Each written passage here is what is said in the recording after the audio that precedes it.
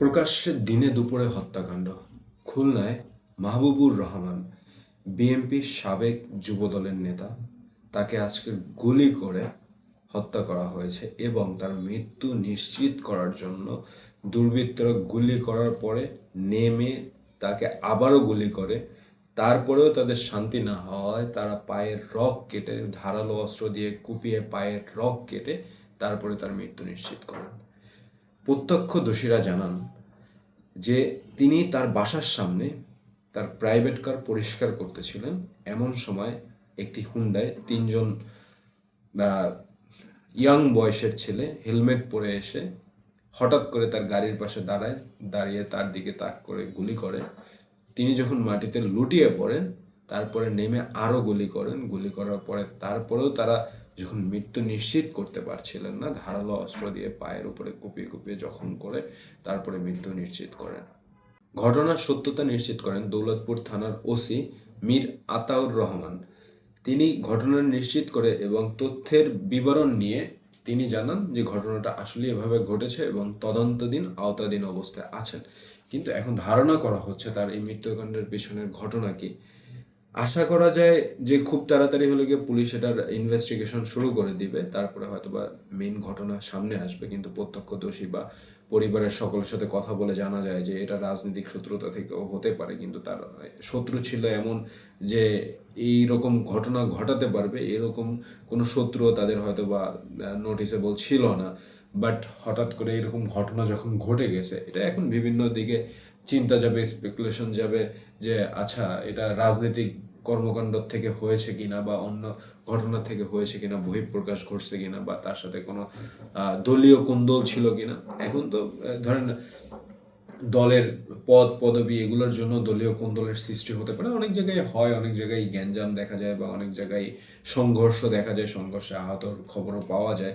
But main কথা কি, যতই সংঘর্ষ বা যাই কিছু নিউজ পাওয়া যায় না কেন, এরকম দিনে দুপুরে প্রকাশ্যে হত্যাকাণ্ড আসলে নিজেদেরকে ভাবিয়ে তোলে যে আমরা কোথায় আসলে বসবাস করছি।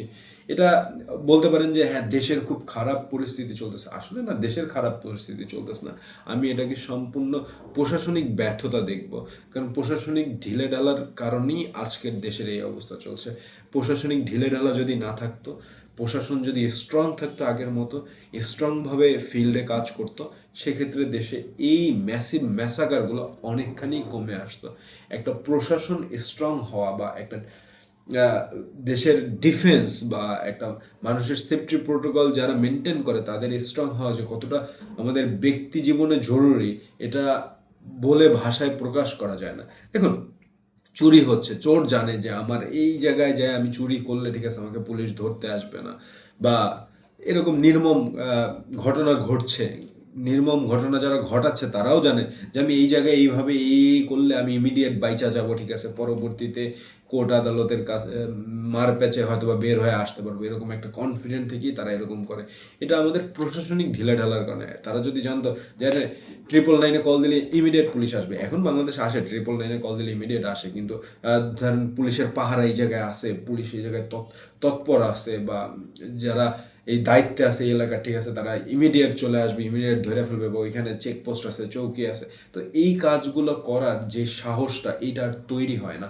সো তখন আসলে মিনিমাইজ হয়ে আসবে। এর জন্য আমি মনে করি একটা নির্বাচনীয় সরকার দরকার, যেই সরকারের কথা ফলো করবে, প্রোটোকল ফলো করবে প্রশাসন। আর প্রশাসন যখন নির্বাচনী সরকারের প্রোটোকল ফলো করবে, তখনই দেখবেন দেশ আরো অনেক সুন্দর হয়ে যাবে।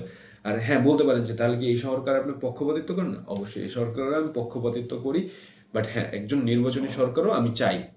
সেটা দলগুলোর আলোচনা সাপেক্ষে নির্বাচনটা যত দ্রুত হওয়া সম্ভব হোক, এবং এরকম ঘটনা থেকে দেশ বেরিয়ে আসুক, দেশ শান্তিতে থাকুক, এটাই আমার চাওয়া।